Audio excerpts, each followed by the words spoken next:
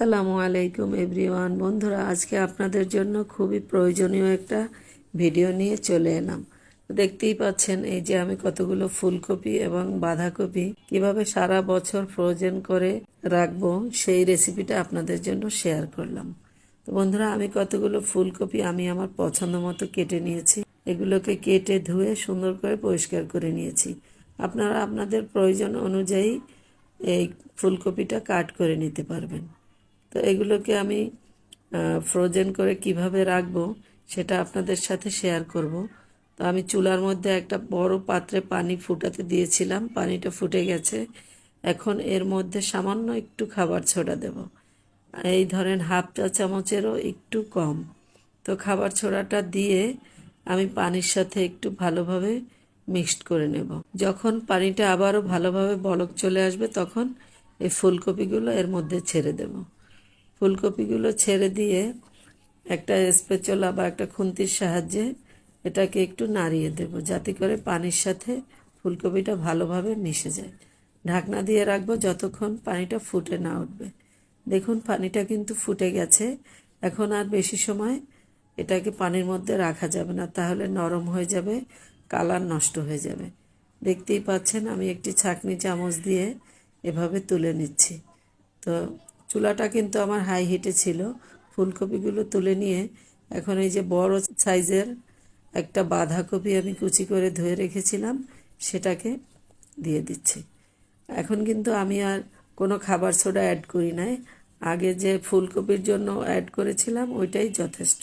ঢাকনা দিয়ে রেখেছিলাম। এখন যখন দেখতে পাচ্ছেন অল্প অল্প করে এই যে বলক চলে এসেছে, বলক চলে আসার সাথে সাথেই কিন্তু আমরা চুলাটাকে বন্ধ করে দেব এবং বাঁধাকপিটাকেও ছাঁকনি চামচ দিয়ে উঠিয়ে ভালোভাবে পানি ঝরিয়ে নেব। একটা স্ট্রেনারের মধ্যে পানিটা ভালোভাবে ঝরিয়ে নিয়েছি আমি ফুলকপি এবং বাঁধাকপি দুটারই। এখন একটা বড় শ্রেণীর মধ্যে সরিয়ে রেখে ফ্যান ছেড়ে ঠান্ডা করে গায়ের পানিটা টানিয়ে নিয়েছি। আমি কিছু পরিষ্কার পলি নিয়েছি, এই পলিগুলোর মধ্যে আমি আজকে রাখবো। তবে আপনারা চাইলে যে কোনো এয়ারটাইট বক্সের মধ্যেও রেখে দিতে পারেন। আমার কাছে আজকে বক্স নাই, অনেক সবজি আমি ফ্রোজেন করে রেখেছি, সে কারণে বক্স শেষ হয়ে যাওয়ার কারণে আমি পলিতে করে এভাবে স্ট্রপালার দিয়ে পিন আপ করে রেখেছি।